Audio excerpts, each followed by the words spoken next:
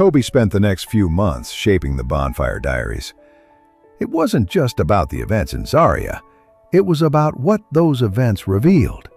Identity, truth, loyalty, and transformation. Halima read each chapter as it formed. "It's not just a book," she said one evening. "It's a compass for those lost in their own fire."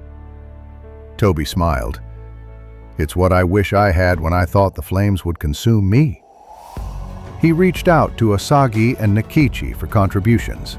Nikichi wrote about sisterhood. Osagi submitted a poem titled Ashes Speak. Together, they made the pages breathe. When the manuscript was ready, a Lagos-based publisher called it raw, relatable, and revolutionary. They offered him a book deal. With the book came a whirlwind of interviews, panel sessions, and youth dialogues. On one popular podcast, Tobi was asked, "If you could go back to that night, what would you do differently?" He thought long and hard. "I think I'd still choose to speak up, because silence might have protected the lie, but it would have buried me." The host nodded. "And to Amira?" Tobi looked into the camera. "I hope you found your peace." The clip went viral. Online debates flared. Some saw Amira as a villain, others as a confused young woman in a difficult moment. Tobi didn't feed either narrative. "She was human," he always said, "and sometimes humans hurt us, while hurting too." Months after the book launch, Tobi received an email. The sender, amira.o@researchhub.org. Subject, "Thank you." It read, "Tobi, I read the book. Every chapter. Every silence between lines. Thank you for not shaming me. Thank you for telling the truth with grace. I'm in Morocco now, researching conflict and forgiveness. It's strange how life echoes. Maybe we all get a second fire. Tenderly, Amira." Tobi read it twice, then again, then closed his laptop slowly, letting the tears come freely. Tobi's days had grown bright again, career blooming, his podcast gaining momentum, Halima beside him once more, but even light casts shadows. At a major policy conference in Lagos, Tobi found himself seated on a panel with Mariam Dada, a rising development strategist and Harvard alum who spoke with a polished clarity that charmed even the hardest critics. They clicked, intellectually and professionally. After the panel, they exchanged ideas over dinner, a table tucked in the corner of a Lagos rooftop lounge. Journalists in attendance snapped a few photos, Tobi and Mariam, both laughing, eyes locked, glasses raised in a toast. The next morning, headlines ran wild. Youth Council's Tobi and NGO Queen, power pair or something more? Twitter spun, threads grew long. Halima saw the pictures before Tobi did. She didn't say anything, no slamming of doors, no angry texts, just silence. Cold, calculated silence. Tobi returned from Lagos to find the house still intact, but the warmth gone. He tried to explain, but Halima waved him off. "You're not a cheat," she said flatly. "You're just forgettable when distracted." That cut deeper than accusations. Tobi sat that night on the couch, alone, clutching the first draft of his memoir, The Bonfire Diaries. He looked at the pages and whispered, "Don't let me lose her again." The days that followed were painful. They lived together, but not really. Halima stayed out longer, buried in research. She answered kindly but briefly. Smiles faded into nods, silence thickened. One morning, Tobi brewed her favorite cinnamon tea and waited, As she walked past the dining table, he spoke. "Are we going to talk?" She stopped. "About?" "Mariam?" Halima exhaled, then sat down. "You didn't cheat, but you let the world think she mattered more than me. You know how people see us, how they see me?" Tobi shook his head. "I was trying to save face, the council, the reputation. And I was trying to save us," she replied. The argument didn't scream, it whispered, it sliced, it sobered. Later that night, Tobi flipped open his journal. He wrote in bold ink, Chapter 14, The Rift. The fire didn't burn our house, our silence did. He looked at Halima sleeping on the edge of the bed and whispered, "I'm still choosing you." Determined to reclaim what he was losing, Tobi organized a live event. Service and selfhood, love and growth. It was meant to be just another podcast edition, but this time it was personal. Held at the University of Abuja's amphitheater, the event gathered students, policy enthusiasts, and members of the press. Halima was seated somewhere in the crowd. He didn't know where, but he felt her presence. Midway, a student asked, "What's the hardest truth you've told someone you love?" Tobi didn't blink. "That I thought love was enough and forgot it also needed expression, effort, and honesty. That I once buried the truth to protect someone, and it almost cost me the best person I've ever known." Silence. Then, soft applause. Then more. After the show, Halima approached him backstage.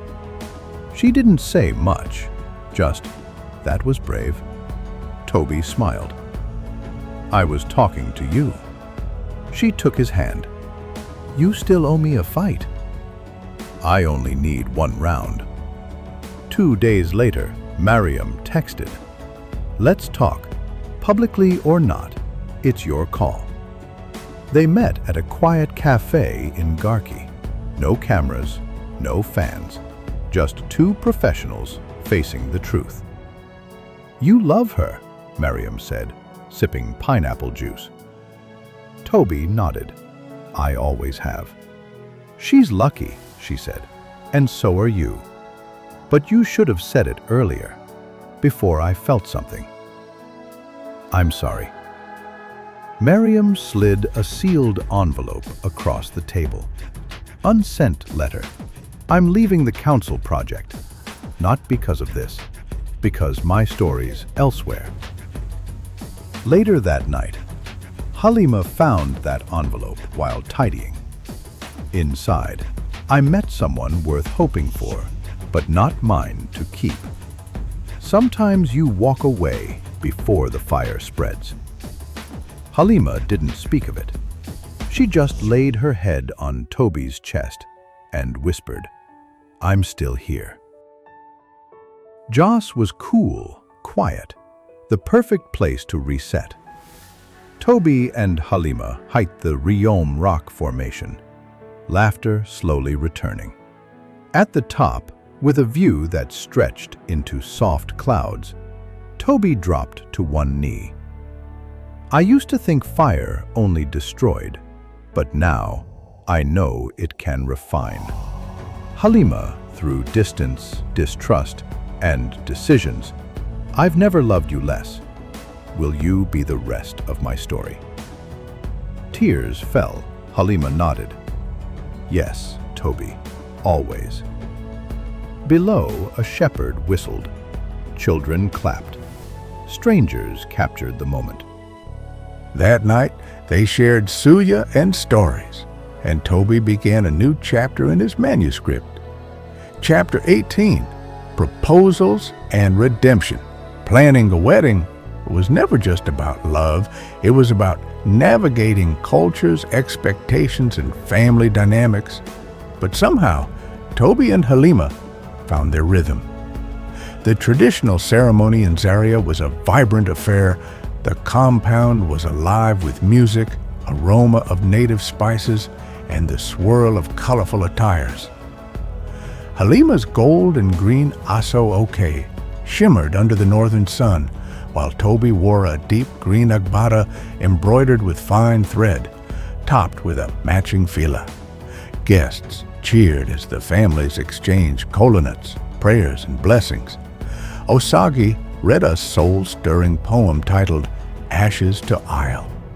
Nkechi arrived with her toddler strapped to her back, beaming. Even Amira, from a distance, sent a surprise gift, an intricately embroidered prayer mat from Kano.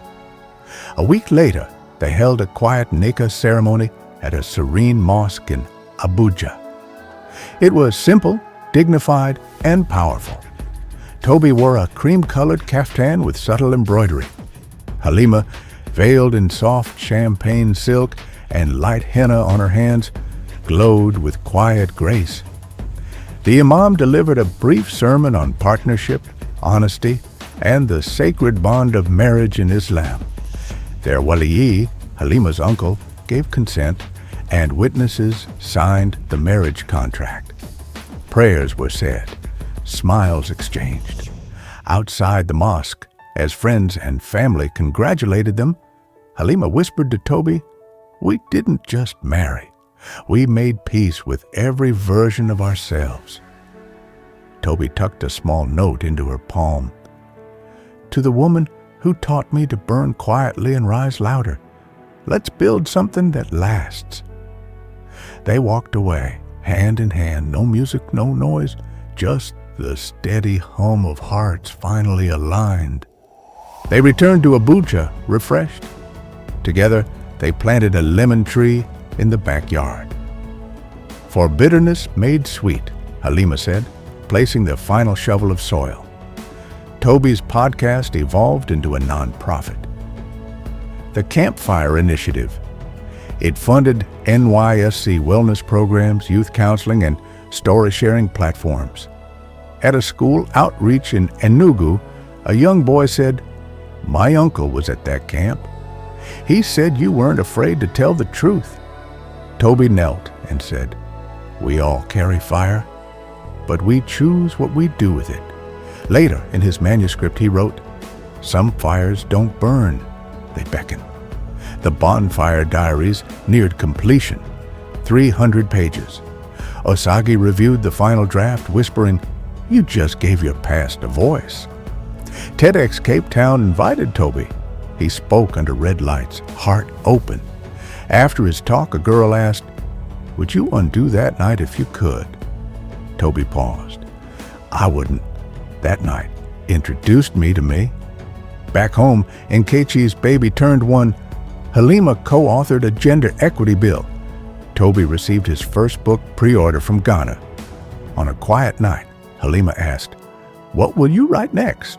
He replied, "Maybe fiction. But this one, it had to be lived." At the launch, candles lined the hall, one flame for every truth told. Tobi stood, holding his book. "This is for the friend I failed, the girl I feared, and the fire that shaped me." As he spoke, Halima passed him a final stone. "This one," she said, "is for stories yet untold." He placed it gently in the ceremonial flame pit. The crowd rose not in applause, but in reverence. The Bonfire Diaries was more than a memoir. It was a monument to fire, to truth, to love that didn't just survive, it evolved.